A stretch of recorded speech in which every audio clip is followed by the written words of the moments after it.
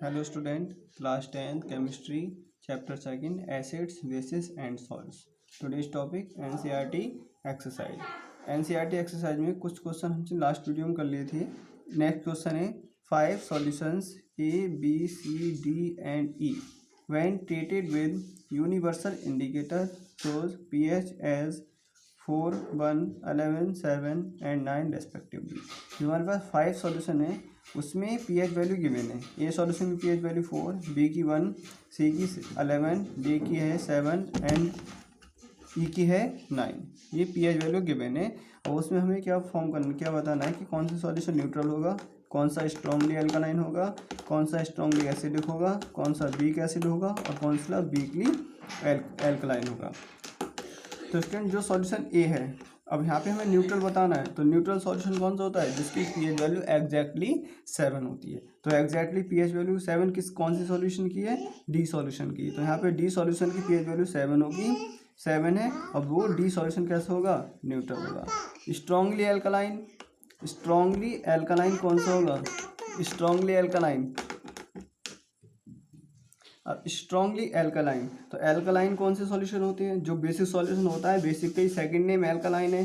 तो strong alkaline कौन सा होगा जिसकी पीएच वैल्यू मोर देन 7 हो. अब मोर देन 7 वैल्यू किसकी है, मोर देन 7, 11 भी मोर देन 7 है, 9 भी मोर देन 7 है. लेकिन यहाँ पे स्ट्रांगली एल्कलाइन पूछा है तो स्ट्रांगली एल्कलाइन इसमें कौन सा आएगा, 9 और 11 में 11 आ जाएगा स्ट्रांग एल्कलाइन में. तो स्टूडेंट स्ट्रांगली एल्कलाइन कौन सा होगा, 11 वाला सॉल्यूशन जिसकी पीएच वैल्यू 11 है.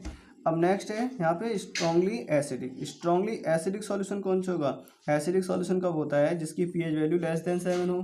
अब लेस देन पीएच वैल्यू इसमें 2 है, 4 भी लेस देन 7 है, 1 भी लेस देन 7 है. तो स्ट्रांगली एसिडिक कौन सा होगा जिसकी पीएच वैल्यू लेस देन 7 हो. तो लेस इसमें 2 है, 1 है और 7 है. तो इसमें भी लेस कौन सी है, 1 है. तो 1 जो होगा वो स्ट्रांगली एसिडिक होगा. Next weakly acidic. Weakly acidic कौन सा होगा जिसकी पीएच वैल्यू 4 है. 4 पीएच वैल्यू किसकी है, कौन सी सॉल्यूशन की है, बी की. ए सॉल्यूशन की पीएच वैल्यू 4 है तो यहाँ पे सॉल्यूशन ए जो होगा वो वीकली एसिडिक होगा. अब weekly alkaline, weekly alkaline solution कौन सा होगा, सॉल्यूशन ई जिसकी पीएच वैल्यू 9 है वो वीकली एल्कलाइन होगा. नेक्स्ट बी क्वेश्चन कौन सा है इसमें, b part. Arrange the pH in the increasing order of hydrogen ion concentration. ये जो सॉल्यूशंस थे जिसकी पीएच वैल्यू गिवन थी उसको हमें increasing order of hydrogen ion concentration में हाइड्रोजन आयन कॉन्सेंट्रेशन के ऑर्डर में अरेंज करना है.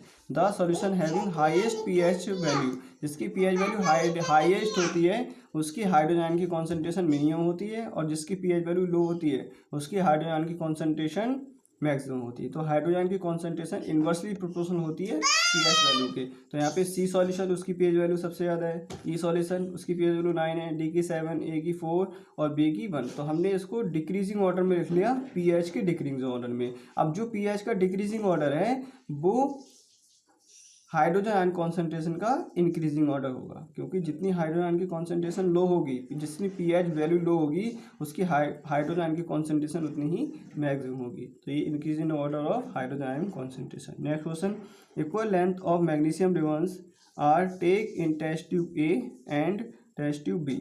जो मैग्नीशियम रिबन है उसको हमने इक्वल लेंथ में लिया है, ए टेस्ट ट्यूब में एंड बी टेस्ट ट्यूब में. हाइड्रोक्लोरिक एसिड, अब HCl को ऐड कराया हमने ए टेस्ट ट्यूब में और acidic acid is added to test tube b. A test tube में HCl को ऐड कराया, बी टेस्ट ट्यूब में एसिडिक एसिड को ऐड कराया. In which test tube will the fizzing occur more vigorously and why. तो more विग्रियसली test tube कौन सी होगी.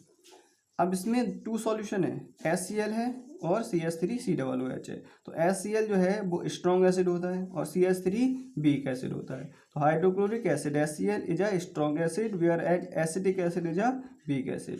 Being a strong acid the hydrochloric acid solution contain a much greater amount of hydrogen ion.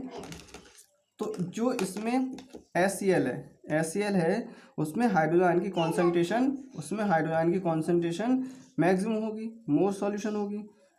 और जो CH3COOH है week है उसमें hydrogen की concentration minimum होगी.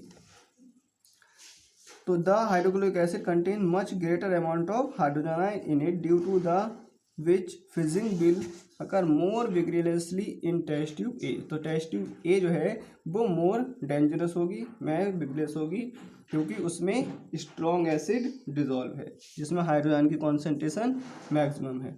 Next, fresh milk has a pH of 6, how do you think the pH will change as it turn into curd. जो fresh milk होता है जिसकी pH वैल्यू 6 होती है, how do you think the pH will change, जब pH change करेंगे change as it turn into curd. जब milk किस में चेंज होता है, कर्ड में, तो उसकी pH वैल्यू पे क्या इफेक्ट पड़ेगा। As the thing turn into curd as its pH will fall below 6। जो मिल्क है जब वो कर्ड में चेंज हो जाएगा तो जो इसकी pH है वो लेस देन 6 से भी लेस हो जाएगी। 6 से लेस क्यों हो जाएगी, क्योंकि जो एसिड सॉल्यूशन होता है, एसिड सॉल्यूशन की जो pH वैल्यू है वो लेस देन 7 होती है। अब एसिड क्या था, मिल्क, हमने उसको कर्ड में चेंज कर दिया तो वो स्ट्रॉन्ग एसिड में चेंज हो गया, तो स्ट्रॉन्ग एसिड में चेंज हो गया तो वहाँ पे pH वैल्यू 6 से भी लोअर हो जाएगी। तो its pH value fall below 6, this is because an acid lactic acid is produce when milk into curd. जो लैक्टिक एसिड है वो मिल्क को कर्ड में प्रोड्यूस कर देगा। Thank you students.